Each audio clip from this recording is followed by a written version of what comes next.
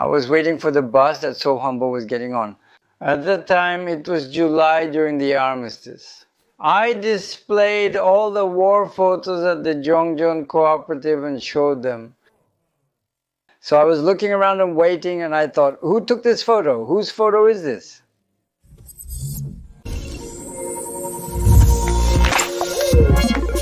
You? Nice to meet you. Babgoli had a hard time today, are you? What do you mean hard time? You came all the way here again and brought us something delicious. Thank you so much, are you? You said this is Suanbo, right? Suanbo. But it's actually called Igdeok, not Suanbo. In North Korea, it's called Suanbo. Daejeon and Gwangju are known for the democratization movement. North Koreans claim that Kim Il-sung visited Suanbo during the war before leaving. That's this area, right? The Yeoju governor's office is right here. The Mungyong governor's office is just over there, you know? It's only about 10 minutes from here. I see. Yes, thank you for the meal. This is Mungyong Yakdo grilled pork. Mungyong Yakdo grilled pork. Wow, try it and eat.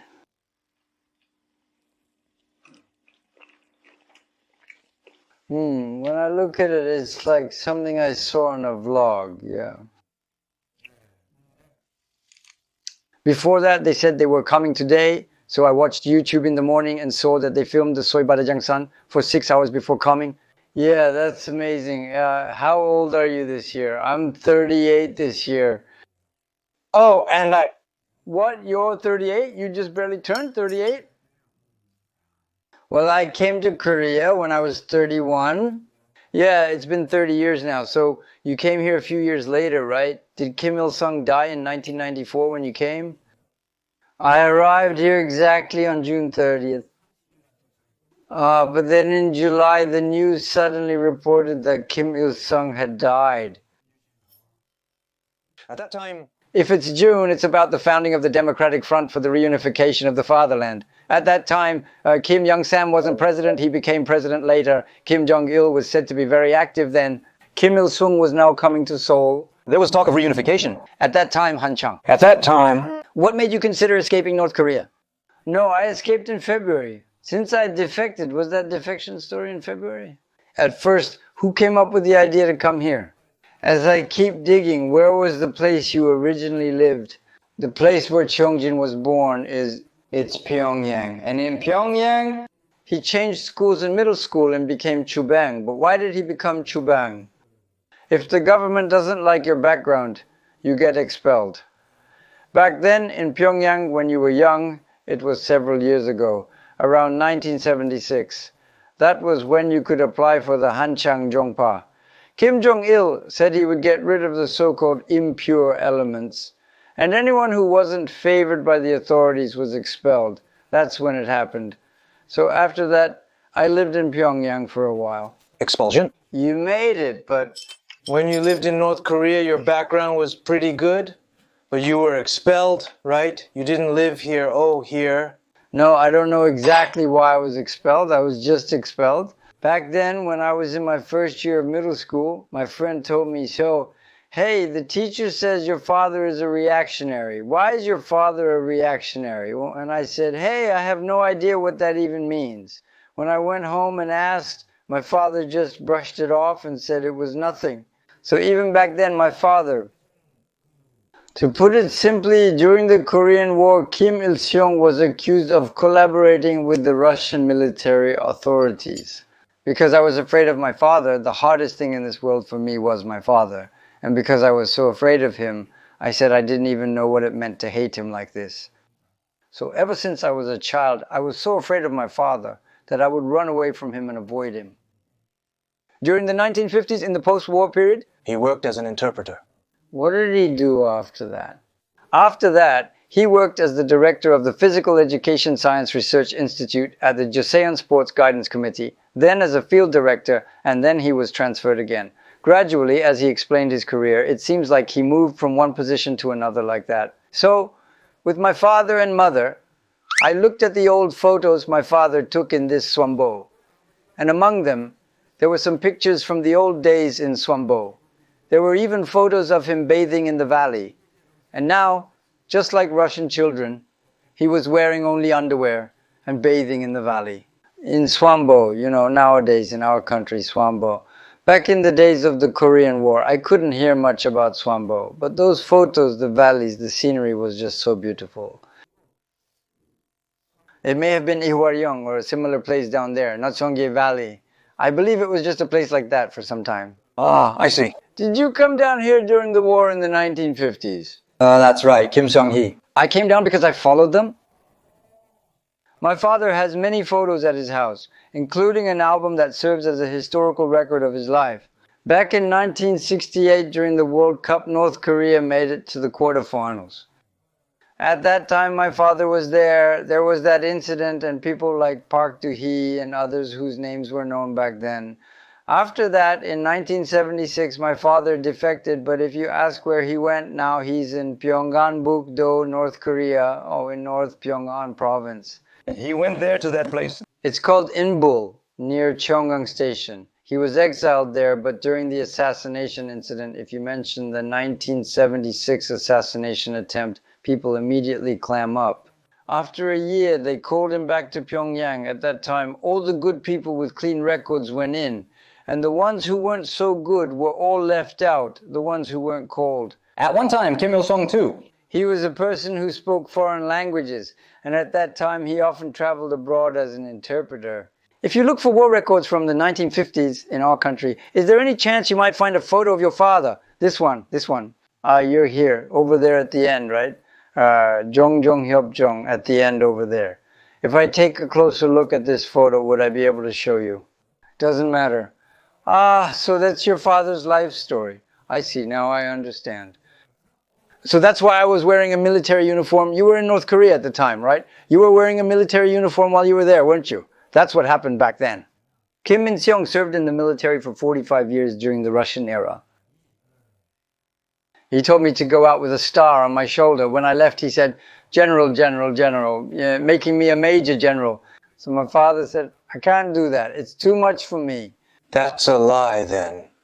He told me to take 3 and leave, but I said I couldn't do that, so I just left as I was. At that time, Being alone. I just went out as I was. But you went through such a big ordeal, and just because Dad said so, if I had left with a few stars on my shoulder back then, our family wouldn't have ended up like this. It may not be good to dwell on the past, but it's still worth considering. But now, back then, if he had been different to me from that time on now, if Chung Sun-yang had done it, if he had some authority, now all that power is gone, and there are rights he could have exercised, you know? Actually, it's North Korea, so it's just a place you go to. The important thing now is, what kind of reaction did Mr. Halaboni have to the situation, that too? That's something I only found out about 5 or 6 years ago when I found this photo. How did I find it? I was also at the Cheongju terminal. I was waiting there for the bus that goes to Soan. But then at that time, Hyunjong-hyo, It was July during the war. we took a lot of photos while the armistice agreement was being signed. So, Now, I'm just looking around and waiting, but as for the photo, someone said that in that photo at the end, my father is sitting inside. The reason is, back in the old days, during prisoner exchanges and such, there were a lot of photos like that. But for my father, I still have memories of seeing him there, so I was able to find my father here. So now someone who was very familiar with the Ministry of Home Affairs saw me and said, that photo of your father must be at the National Security Agency. If you go to the National Security Agency, they should have the photo as a record. So they told me to go to the National Security Agency, saying it should be there. So I was very grateful to that person, but when I went to the National Security Agency, as he told me and said I came to find my father's photo, they weren't surprised at all. That's how it was there. Did you come here because of something? Did I look like I came here to beg for money? But now this is our father's photo, but in the funeral home photo collection, I found my father. so they told me to take it out like this and asked who it was among them. Yes, it's the person sitting at the end over there. So they said, oh, you recognized him. But now they told me to take it out.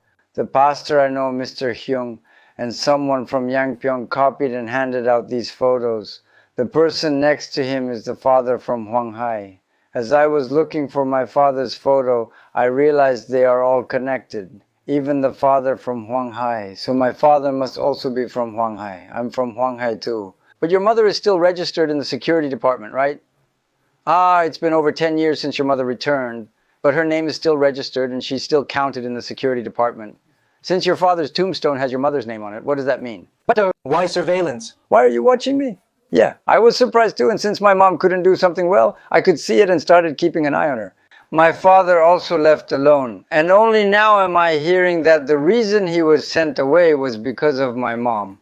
The reason our family ended up here is because your uncle was a member of the Myeongdong organization.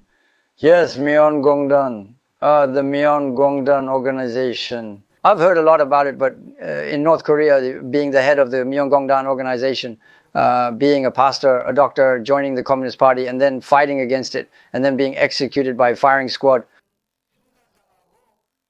Right now, that photo is hanging in the Sinchon Museum. So, after finding Dad's photo, that's when all these stories started to connect for me.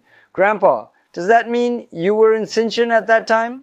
My hometown is Anak, but, well, you know, I'm originally from Anak, but the activities you mentioned happened in Sinchon.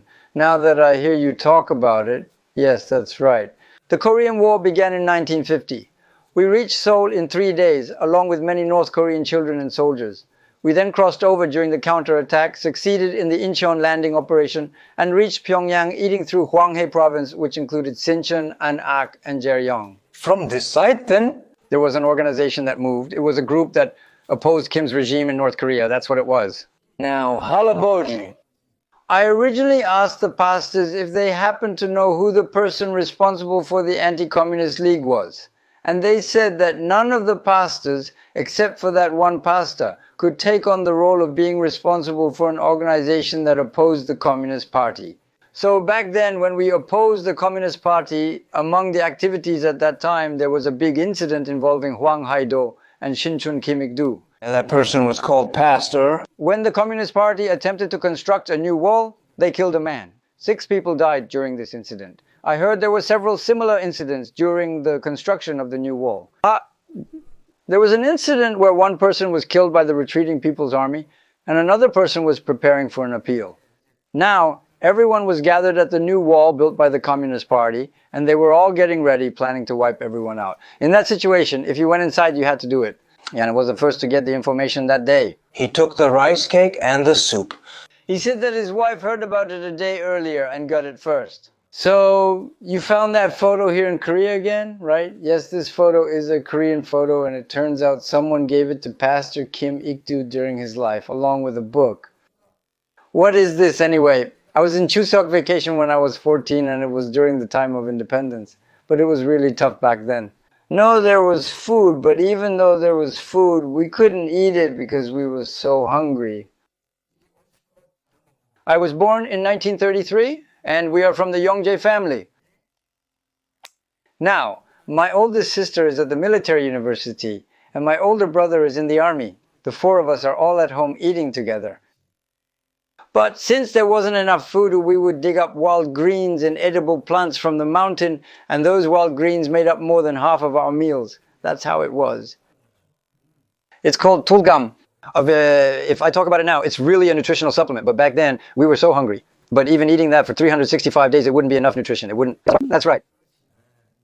Back then, my mom always said she was keeping this closed. She said, like, this is always closed. And I think she meant it.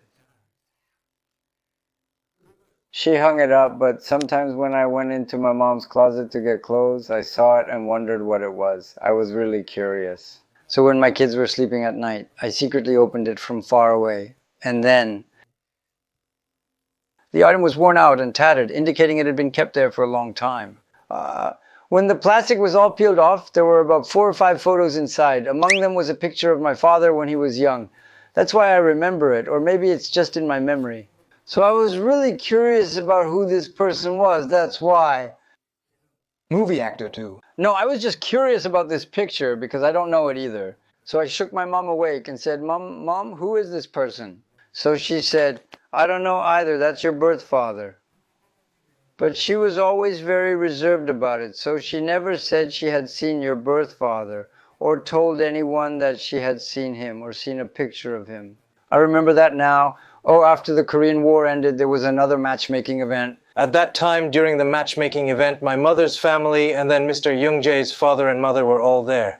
As they held the matchmaking event again, they revealed that he had been a squad leader in the Air Force.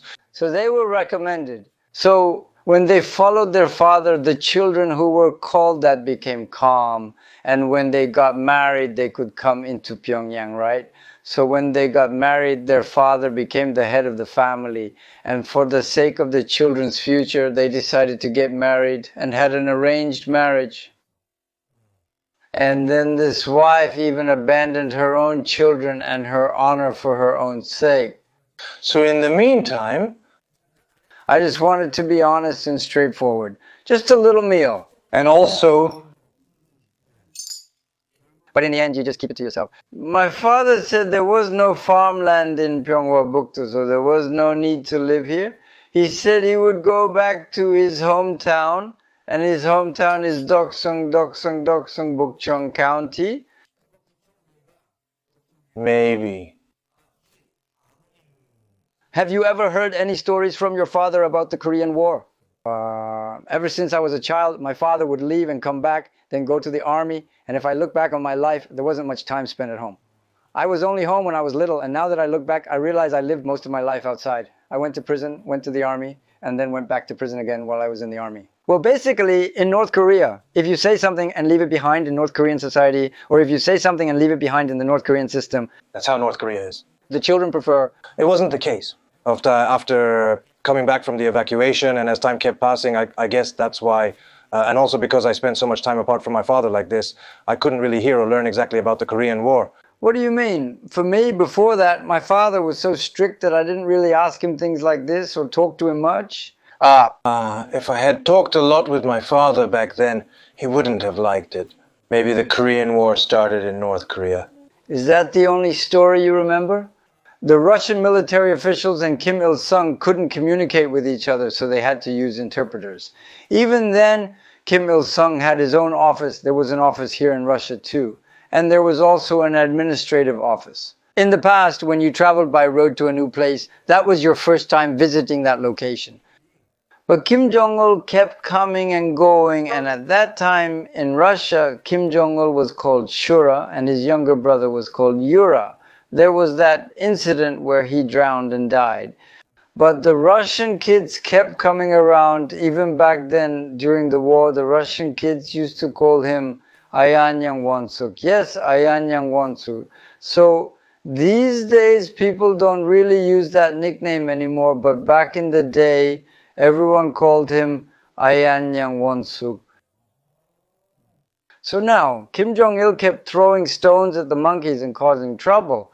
So they said, if you keep doing that, there won't be any Russians left around here. Then my father... He let it go and mediated, and since Kim Il-sung is his son, he said you should just let it slide. That's all he said. He ignored me. That's all I recall. my father had a conversation. If you really did a lot, especially since you translated Russian, you must know a lot about the Korean War. Recently, you even appeared in the news again, and I heard you translated for reporters from North and South Korea back then too. Recent news reports suggest that special secrets from Russia have been revealed. North Korea started the war, and about that, well, first of all... You might know, but that's what the content is about. But after I got caught up in the incident, I came to South Korea and heard news about my family. My father came when he was still alive. So my father was still alive until then. As soon as I came here, within just 2 years, Hyung-ha and my father were both taken to the detention center in Russia. My father was there for only a year before he returned. Your father and Hyung were both abroad, right? No, actually, your father was in North Korea and Hyung was in Russia at the time, at the headquarters. But at the time, they said Hyung might have tried to escape, or maybe he was just arrested by the authorities and taken away. In 1994, the situation was quite serious, as South Korea didn't have many visitors. No, but I'm also curious about this part. Back then, through what kind of information from North Korea? That's how you came to know about South Korea, right? How did you make up your mind to escape from North Korea? In the 90s, in 1994. I knew nothing about South Korea. There were many lies about this place that people believed. Back then it was even worse. Education was full of lies. Everything was like that. I had no knowledge at all. And back then, I didn't even really watch Korean television. And there weren't that many television S around either. There was almost no information at all. Back then, people would threaten to kill me, saying someone was coming after me. I wondered if I would survive or not, but of course I survived. I just kept living. Since you mentioned that kind of incident happened, instead of talking about it right away, let me ask you first. I remember you went to prison during your military service, right? Why did you go to prison during your time in the military? That's just the past. It was exactly 5 years after I finished my military service. When I was 23, the incident happened on the 18th. At that time, I had served in the military for several years. About 10 years I was admitted to the military hospital again, and the incident happened after 5 years. No, that's not it. Seo Dae-jung was getting married, and there were things like high-quality alcohol and high-quality cigarettes. Bring them. But before that, I liked going out. When you go out and come back, besides the fact that you get thirsty and come back, is there anything else? Back then, even in the 90s it happened, and in the 80s too. Looking back, it was the 80s, maybe 1985. Even in the 80s there were thefts. In the military, among soldiers, there were a lot of incidents, a lot of thefts. Even if you ate well, soldiers would sometimes not keep their own bedding. And when you looked, sometimes 1 or 2 military blankets would be missing. And if you lost even 1 or 2, you had to report it all the way up to the company commander. And then you have to steal from another unit, and even the construction materials are ours, they're our supplies. But if you get caught stealing our own supplies, since they're from our warehouse, we have to take responsibility for that too. Those skilled at stealing would sneak out at night. Back then, about 5 platoons, sometimes 3 or 7, would go out together to steal things. We had to make up for it, and it kept going back and forth like that. Despite the chaos, Kim Il-sung said he lived well during that time. Kim Il-sung. People didn't live well under Kim Il-sung's rule. They struggled to get by, which doesn't equate to living well. Back then, there was something called supply. All the good things like flowers, mushrooms, wild herbs, and wild fruits, anything good that grew in the mountains of North Korea, people would gather and export them all. They would sell them to China and Japan, and with the money they earned, they would buy sugar, flour, and other necessities. So, as time went on, life for ordinary people gradually became more difficult. During Kim Il-sung's era, exports were minimal, everything was consumed domestically. Until around 1976, cigarettes and tobacco could be purchased on the street for only 5 won. But after Kim Jong-il took power, that's when things started to change. From then on, people began to realize the taste of dollars, and that's when things started to go downhill. So that's why Pyongyang went through ups and downs, and now it's changed a lot. There's still what's called the Great East Gate Pharmacy, which has probably been around for 100 years. They sell medicine there for dollars or gold, which is pretty amazing. Let's try going into Gukyeong-sama once, as it was our unit's filming location for the movie Shin Pilnam's movie back then. Shin Sang-gok was the director. They said that the movie studio was demolished, and now it's been turned into a broadcasting station. I went into that store, and when I went in, it was like this. And since it was my first time seeing it, it was a foreign goods store. But the way I see it, I worked so hard for this Baekseong, selling subway tickets, working at Dongpyeong Market, doing all sorts of jobs just to get by like this, but I didn't even have money to buy food. That's what really hit me the most. But what really struck me was that at that time, I thought Ryokyeong looked the poorest. Huh, what do you mean by that? If you look here, it's an old antler that's fallen on the street. But to me, that looked the most expensive. If you pick that up, clean it, and sell it, you could likely afford cigarettes or whatever else you desire. That's what comes to mind. After careful planning and scouting, I returned the next day with an empty bag. I went straight to the location, opened the bag, and pretended to look around. When I got close to the antler, I quickly grabbed it, stuffed it in the bag, and walked out. As I was leaving, I was nervous with my heart pounding and legs shaking, but I managed to get away with it. As I was walking, a military truck suddenly pulled up right next to me, opened the door, and the soldiers inside told me to get in. I was so startled that I ran in the opposite direction, but the truck started following me. The more I ran, the more the truck kept coming closer, so I kept running, and the truck kept following right beside me, matching my pace the whole time. So that's how I got caught. I tried running the other way, but two guys came from that direction, blocked and grabbed me. Then there's no way I can escape from their grip. So that's how I got caught on the spot. And those people knew I was desperate, that's why they followed me. They followed me because they knew I was desperate, and maybe that's why they recorded it. Anyway, because I was so desperate, that's how it happened. Now, even by law, I got arrested for something like that and ended up in prison, you know. They call that kind of system something now. But in the past, if you had a criminal record, it would be treated differently. Oh, you had a criminal record before? What is a criminal record? Well, when I was in Seonyeom-Yoyang, I had a criminal record. Oh, during school. Why did I have a criminal record during school? Back then, I got expelled. So I I had to adjust. So every day at school, those farm kids or The teacher. So I kept fighting and getting into trouble there, and because of that, I couldn't adjust. That's why I just stopped going altogether. Now that I've left the city and come to Pyongyang, and as I started living a rural life, I realized that even here, since it's a neighborhood, people are very close and connected.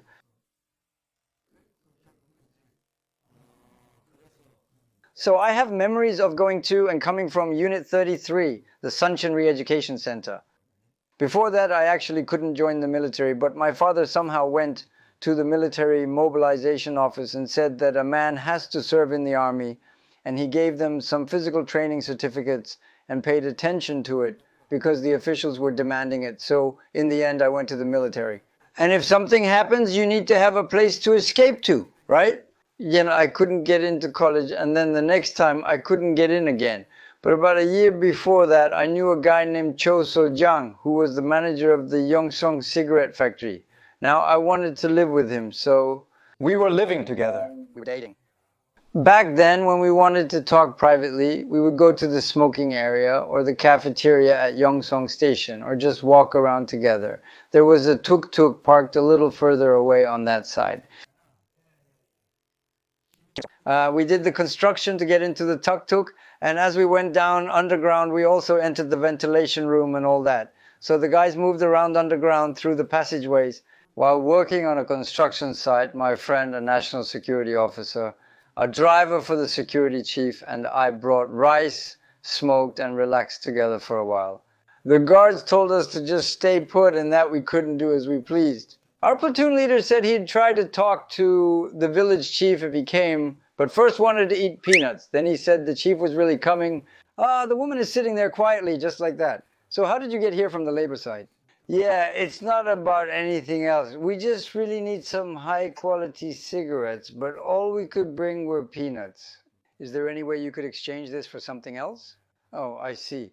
In that case, please come back after work, around 8 post meridium. At that time, no matter what, I'll take care of it for you, So I said I would leave this here and come back, but they told me to take it with me until then. No, I absolutely had to return it, so I gave it back and left. Then I went to meet them at 8 o'clock, talked, and got in the car to come back. When I got there were a lot of 101 coins, just 2 of them, and there were all sorts of cigarette butts there. Chamsungdae, Yongguang, Kulbyul, all kinds. I never knew there were so many different kinds in the world until then. But now, looking at it, the way people talk about it, everything is so colorful and bright. Back then it was the same, we just left quietly. But the people who talk about the old days now, they make it sound like everything was done purely and only for the party, as if they lived only for Kim Il-sung. Back then, I realized they might not be as innocent as they seemed and could have done some shady things too. I thought they had nothing hidden when they came out. And then sometimes they'd even bring a big bag to the cafeteria, and I wondered why they did that. Turns out they were packing up food to take home. They would hide things in the storage room, then pick them up on the way out, or sometimes after work. They'd go to the storage room first to get what they hid or leave things there. That's what they did. After that incident, After arriving home, my father said that all the prisoners had been released at that time. Back then, if you talked about it at home, it was a bit sensitive, but I guess he told my father saying, it's Golgot Dong. I think my father went through a lot of hardships. To my parents, I was really a burden wherever my father went, and whenever he was away, it was just as burdensome. So when I was a child, just hearing my father's footsteps made me scared. I used to think, is there anyone in this world scarier than my father? Because of that, sometimes I would come home, but if I saw my father inside, I would get scared and not go in, and then I would leave again. So in the 1990s, you defected from North Korea. How did you find out about it, and what made you decide to defect? When I returned to the police station, I encountered a new person I hadn't seen before. They were taken away and even the authorities were replaced. Whether or not you join the party is up to fate, like following the stars. I have hope, but that's not something that will happen. That's right. I'll die then, and it's not like I'll be in that square like this. One of us has to walk 40 kilometers, and that's really tough for you, you know. You go into the furnace, get the hot air, and they say there are a few people assigned inside there. They just said they were assigned. Yeah, that's right. That's right, that too. Now, with the past behind me, I want to live a new life. But suddenly, even back then, my graduation was postponed for 6 months. In 1994, my graduation was delayed by 6 months. If our graduation was postponed for 6 months, what would the people who work in the cafeteria eat and live on? Even if it was delayed for 6 months, they would still do odd jobs here and there, work at factories, then go to the countryside, eat cheap meals. And even at that time, they would do manual labor and save up everything, even the cigarette money. Even back then. Oh, that's right, at the steel factory. From the moment the rumors started about money in the steel factory, people began flocking there. But back then, when they didn't give us rations for 6 months for us laborers, they used to give us things like barley rice, millet and millet rice, sometimes even a handful of salt, but they stopped giving those and only gave us cornmeal porridge. So, starting from the early 1990s, that's how the food shortage in North Korea began, that's right. But hey, honestly, they always say it's because of the United States economic sanctions, or it's America's fault, or it's because of South Korea. They always say things like that. In reality, they were responsible for their own downfall. The wealth disparity was already significant at that time. Hey, think about it. With high-class fish, the liver quality is immediately apparent. They don't provide it to customers. I was in charge of distribution and ate a few myself. The best high-quality fish are caught at night. Back then, you had to fight for it. They should have given us some measures, but they didn't distribute it. But that's what made it interesting. Even if it was illegal, after work, getting caught up in that was just how things were back then. Kim Jong-il's birthday was a few days before February 16th. I had just gotten off work and missed the bus. There weren't many buses running, and before midnight, military academy students would rush in. Missing that meant catching a later truck, which was risky as people often got caught riding on the back and could die from speeding on the Cheonggal overpass. Ah, that's right. I was hiding there and then I got caught. I was really scared. So I went inside the storage, but there were big boxes, and when the truck tried to close the box tightly, it was so heavy and big. I thought something sharp might poke me, so I left this one a little further away. So first, I didn't take it, well... Now, midday? Since it looked similar, I didn't take it at first, but when I looked at it, it seemed like meat. So I thought, oh, okay, I should open this bag. So I dropped the bag, went down there, and checked it out. And it was a horn. At first I thought it was a branch, but it turned out to be a horn. So that night, since they didn't give us rations back then, if you kept a fire going, people would come over and ask, are you selling this? And that's when you could make a deal or sell everything by the fireside at night. Whatever the circumstances. It's not something I did from the very beginning, but as I kept doing it, I guess I started to find it interesting. That's an addiction too. You have no idea how miserable thieves can be.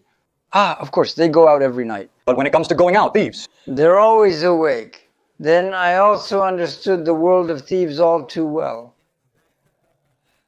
What I'm curious about is what brought you back to Korea in the 90s under what circumstances? It's all connected, right? Because of that, because of this incident. Ah, that thief. In the end, it was because of the thief that you came back to Korea. That's right, yes. Yes, because of the theft incident, so that's all connected. The beginning of all this is that half-baked thing. Right now, everything started with the theft and continued until the end, all because of the theft.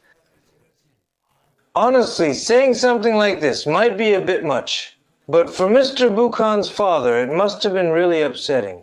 He was considered a failure all his life, so that's what I think. To my parents, I was unfilial. I couldn't do it, and then I put all the blame for this on Young Jae. Now, that line that used to lead me to evil deeds, now that I'm here in the Republic of Korea, I changed my mind because of God. The line that used to make me commit crimes, now I use it for my hands and feet, for labor. I heard that sigh from the brothers on this side, especially from our fellow defectors, thinking of their parents and brothers and letting out that kind of sigh. After that, people have no choice but to change like that. Because it's South Korea. If you live there, you can disappear forever as a professor or a pastor, right? Even now, I still don't know. I don't know if they're still hiding, if they're dead now. Back then, when they were caught, they said it was Cheongsan. The rumor was that it was Cheongsan at that time. Why? Because I kept insisting like that. But as I kept doing that, people started to believe it and kept doing it again. No. It's not because I got used to it, but because of that incident. The next day I went home, parked my car, and two people followed me. Two people came in through the front security door, opened the iron door, came inside, closed the iron door, and then came in. Turns out it was Yani. I went about 10 steps in front of the blue building and stood there for a bit. Then moved a little further and stood in front of the blue building about 10 steps away. So 1, 2, 3, I went about 10 steps and stopped right there. They told me to go inside Cheongsan, but inside there were people behind the window. They were waving their hands and signaling, indicating, hey, that's the guy, or something to that effect. Gongpala. The people standing there, when I looked, the ones raising their hands were the people who sold balls with me. Hey, just stay by the goalpost, and when it's time for you to come out as a defender, and when it's time for me to run into the penalty box, I'll be a little faster. From then on, I began escaping by jumping over fences at the school, hospital, and other places. But still, I thought I couldn't just leave my parents behind, and I had to let my parents know. So in the end, I met my father. I clearly remember going to my father's house, and I was definitely starving to death. But after a few days, even this wife would get drowsy at that time of day. Because of the time, that's how it was. So she decided to just go to sleep. When I got near the house, the lights were on and the door was open this much, even though it was winter. So I went and opened the door a little more. My father was sitting there hunched over like this. He went, oh, and then realized what was happening. My father said he dragged me into the window asking what had happened. My father had no idea what was going on. So when he grabbed me, the police tried to arrest everyone, but they couldn't arrest the head of the household. They arrested everyone else, but not the head of the household.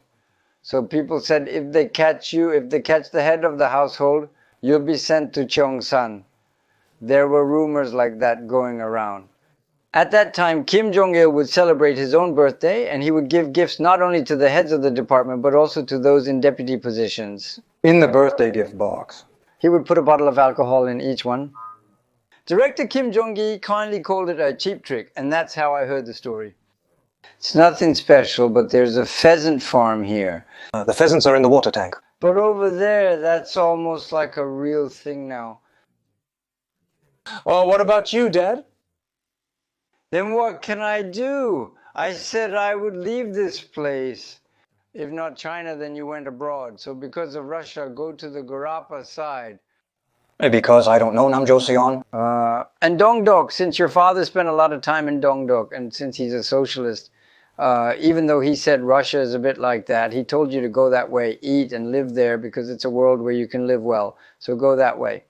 So my father told me, now pack your bags, take your suitcase, and leave quickly. Now there were 3 people there, okay, Susu, Kang Nyoko Kaisu, and they said they were coming after eating Chechan. He said if the kids came then, they would cling to him and not let go. No, father was like that too. Kim Il-sung went all the way to Tongyok, and after living in North Korea, he realized that foreigners lived better, but he just didn't say anything about it. He simply didn't say anything. He told his son to go over there. He put the letter in the shoebox and sent it that way. Father said, your father sent you, so hurry up and go. Now the kids are going to eat together. No matter how much my father said he didn't want to burden me, he still thought of me as his son. No, any parent... Of course, parents too. You know, when your child does something wrong and comes to you as a parent, your first instinct is to protect your own. After that, I always had this thought that I had to cross the Dumangang River. At that time, people said the border wasn't that heavily guarded, but even if it wasn't, there were still all sorts of obstacles. Yes, there were things to worry about, but still, that's how I ended up crossing the Dumangang River. How many is that? The year, it was February 1994, winter of 1994. It was winter back then. Was it already the Chinese New Year at that time? It seems like nothing significant occurred during that time period. Nothing really happened. So I went into the mountains, crossed one mountain, then another, and then I ended up coming out to the village. There was another group in China, right? You were on the China-England road, right? No, you actually arrived at the England road, and then you were taken to eat rice. Superman Woo Young. We're going to eat bread and rice. They say that at that time, the people left in the world all gathered and shared a part. Yanggil in Korea. Wow, it looks just like a Korean apartment complex. It's called a sunder, but... Now, as I was looking around and passing by, suddenly right next to the taxi stand, if you look over there, the taxi driver was inside, and then he threw 2 bags out of the trunk saying, my. And as he did that, these 2 guys, Azuma, came out to get them. No, they said if you hurry up and come here, they'll give you more. But it just seemed like that. It was Chinese and... But the taxi driver gave me a little money and said, hey, what are you doing? Why are you like this? And now I'm starting to realize, oh, that's why I was so scared and nervous. At that time, I didn't know if I was right or wrong. But now that I've given him the money, the taxi driver just left. The uncles were there, and for some reason I also wanted to help carry that heavy thing. But as soon as I looked at it, the uncles looked right at me too. Honestly, if I have to say something, this is a bit... Yeah, what did you say? I just realized, oh, seriously, it's only the guides. Oh, we're on the road that the guide, the famous guide, Myung Tai Jangsa, took to come here. It's the road coming from North Korea, and it even goes all the way to the observatory. If you go a bit further, you'll reach the observatory 2nd floor. If you go a bit further... Since I said I'd give him money, he said he would go a bit further. He told me to carry 2 of them like this. So back then, even if North Korean kids were exhausted, they would still carry them. If you tried to carry both at once, you can just take one at a time. But he insisted on carrying both. When I said no, he kept asking where I bought them as he handed me the money. I told him I didn't buy them anywhere, so he asked if we could share and split the profit. I said no, I don't want to split the profit, and that's how it went for 10 years. Will you go? For 10 years? If you go for 10 years, they said if we deliver this for 10 years, they would pay us. That's why, that's what they said. I don't have any mental illness, so don't worry. As long as I have my train ticket, it's fine. We'll handle the train tickets, so don't worry. These 2 are her younger siblings. I'm talking about Shin Woo-ju in the previous sentence. This is Dan-duk. The kids who live here, the kids who live in Shimyangjin, they listen to the radio. They listened to Nam Seo-san broadcasting on the radio while they were there. It's amazing to hear the voices of men for the first time. Especially a woman's voice sounds like an angel's voice. Goosebumps. But... Not now, definitely not. Yeah, back then it was my first time hearing it. So now, if I ever did something wrong to a woman, all those beautiful voices would disappear. And I think my heart would break too. Back then it was my first time hearing Korean broadcasts that I could actually understand. So I got really excited. Seriously, that's it. There really aren't that many beautiful voices in the world. After that, a few generations passed. The main process is... Well, to put it simply, that's what happened. So in the end, they tried to go back north again. They tried to go back to North Korea. With that money, I was thinking about buying jewelry and living comfortably, but you know how greedy people can get. But since this person had already left their hometown, they started to feel a bit more relaxed. So they thought, maybe I'll buy even more stuff with that money. Corn, so. Now, even Cheonjin-do-moon, all the way up to Bugyong Cheonjin-do-moon, I took the train. so I was carrying my luggage around, and then I went to the dining car to eat.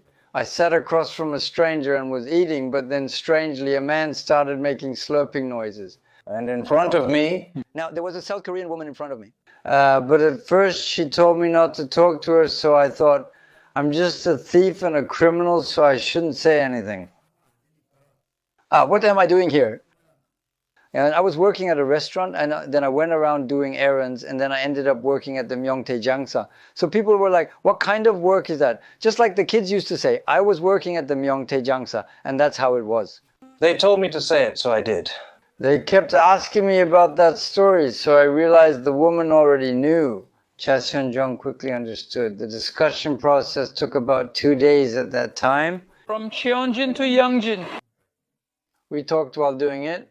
But here, Kim Sinjo, Kim Hyun-hee, and other seniors like them, they all survived through torture, bombing, and terrorism. they were pardoned and even given houses. They were given money and everything good was done for them. If you come to Korea, that's what happens. That's a lie. There's no secret method. They lied. There was a South Korean, a Korean person there. You marry a Joseonjok woman, and at first you just go to Yanji to hang out. Hey, how did it go? But it turned out well, huh? If anyone sees this, they might think it's a myth, but I couldn't make it up. This is real. It's real. This is... I'm talking about something that's actually happening right now. It's true, so. That person is about 5 or 6 years younger than me, and his younger brother passed away. In the train, he said, hey, Hyung, if you want to experience something, come here. We're on the Cheonin-ho, Cheonjin-Incheon combined train. Half are Chinese, half are Koreans here. But if you succeed at this, because you bet everything you have, if you succeed, whatever, as long as you get on there, it means you've succeeded. So I decided to do it. We went home and stayed there for about a week, just getting by, and then we came back again. All the way to Cheonjin, that's the boat we took. You go out first and check it out at night, see what's going on, and then go somewhere. Would it be better if we got on over there? Well, it's either a machine room or something inside, but there are people nearby. There are exactly 4 gold bars hanging like this, so you can tell how big the ship is. It's bigger than an apartment complex. Yeah, that's right, apartment. It's even bigger than being tall, that's why it's famous. So now the first thing that comes to mind is that we have to hide in that camouflage area. But on the deck where you climb up to the lifeboat, there are 2 people here, 2 people over here, and 2 people at the far end, all crouching and hiding behind the deck. They have to leave that spot, so if we can't handle them, we won't be able to get out. At first they said there were only 3 soldiers, but when we got closer there were more. They kept coming and going from there, so at night they were even more on guard. Yeah, when we put up the ladder, they got cautious, so only 2 or 3 guards stayed here. I counted exactly 4 or so. 200 meters, 100 meters, 50 meters, 30 meters, they got really close. If that's the case, there might be kids there too. The kids are like this? That's what happens. That's the same for Gukjanggu too. How angry did you get? I don't know, but if someone moves in front of me, I can't see. This is my mystery too. I was standing there crying, but it's not that I was upset because I couldn't see it. I could hear everything you two were saying. Fire and Omeda, and you know, I went all the way to the side of the rice paddy. No, I came from there and then I thought I should go back because I felt like I was going to get caught. So I tried to go back, but as I was going back, I got too far away and ended up getting caught. Now, even if A tries to go up while getting caught, they would still try to go up to the top of the rice paddy. And even if they walk across several ridges like this, they would still try to go up. I just ran and ran and ran. Maybe you were just waiting there to catch me after I climbed up, so I turned around to check. You looked at me and talked to me, and as you watched me, you seemed really curious about this and that, so that's what's interesting right now. Then, after I finally fell, I landed on the roof, and I started climbing up the rescue ladder. Since it was big, I was standing on the railing, and as I was opening the rescue window, I was told to push and open it. I wondered why I had to push it open, go inside, and then close it again, and then finally I succeeded.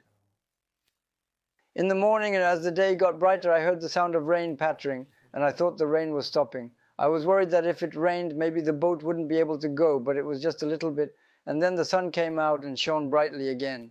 When the waves were rough, I could see that the small boats were getting scared, and I could see everything from there. The lifeboat's capacity was 110 people. After that, we came to Korea on that boat.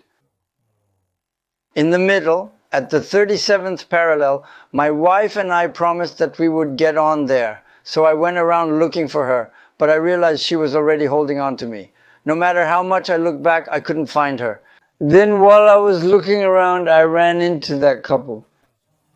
The raft came up, and then suddenly, they just told me to get down quickly, so I jumped over the railing and came down. The karaoke room and sauna are there, but if you just keep going between the first, second, and third floors, that's all there is. Keep going up and down and it's over. But what's more important is when you can get out of there, right?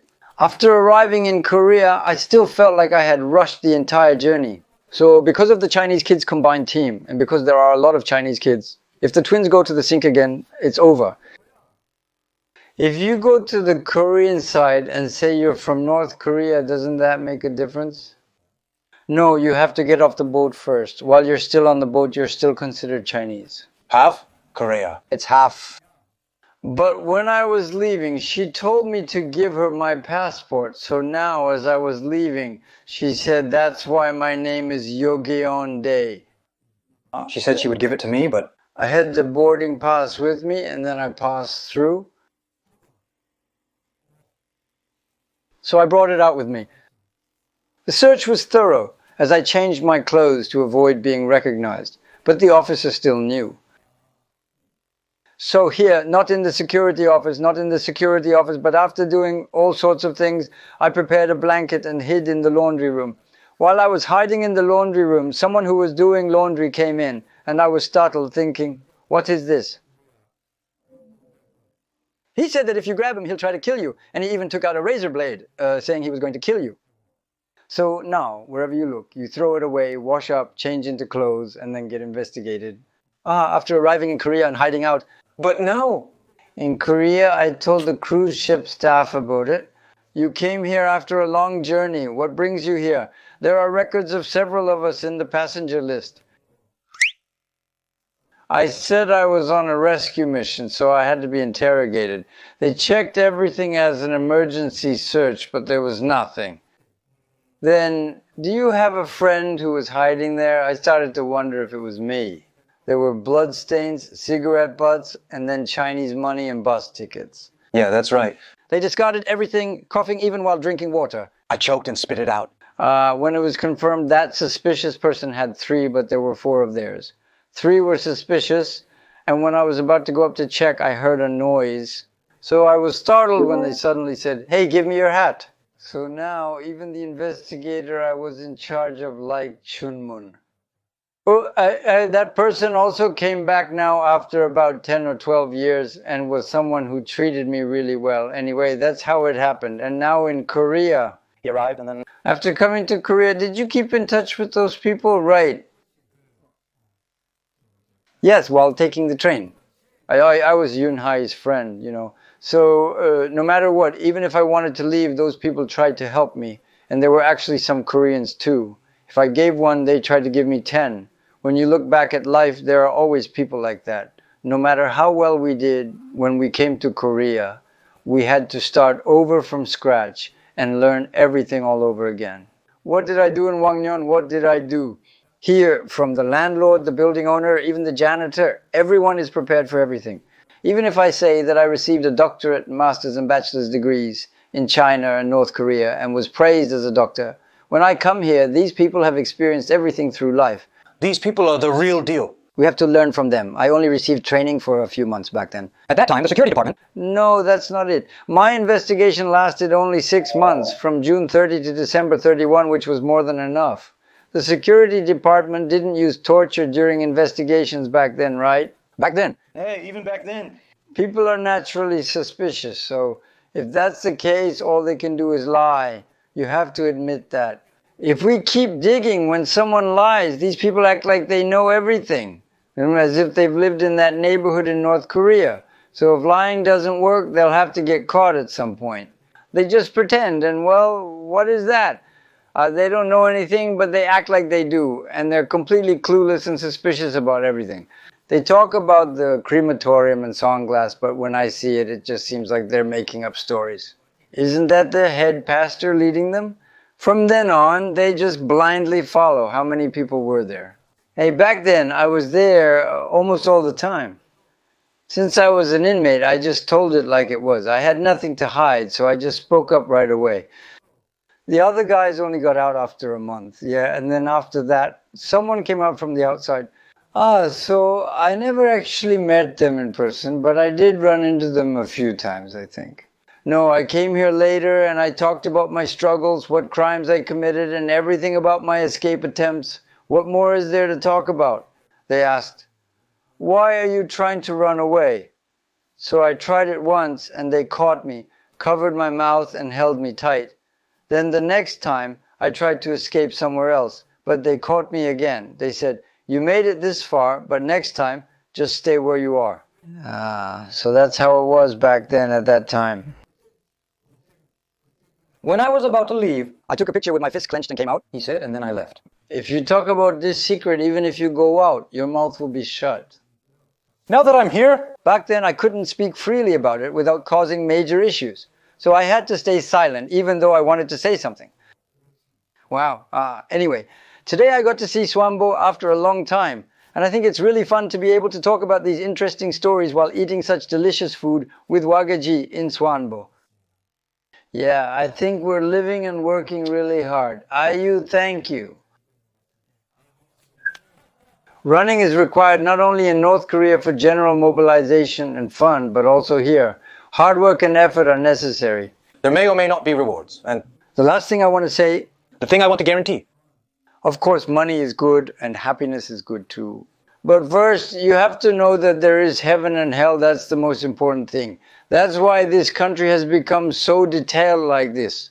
To become a citizen of heaven, whether you run after that goal, spend money, or do anything, it's all for becoming a citizen of heaven.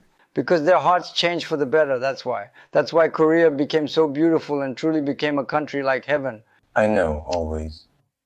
Living while learning. Nice to meet you today. I think I heard so many good words, thank you. Yes, I will be happy to guide you from a little distance by your side. Thank you for your hard work today. Let's meet again next time, and I have to hurry on my way again.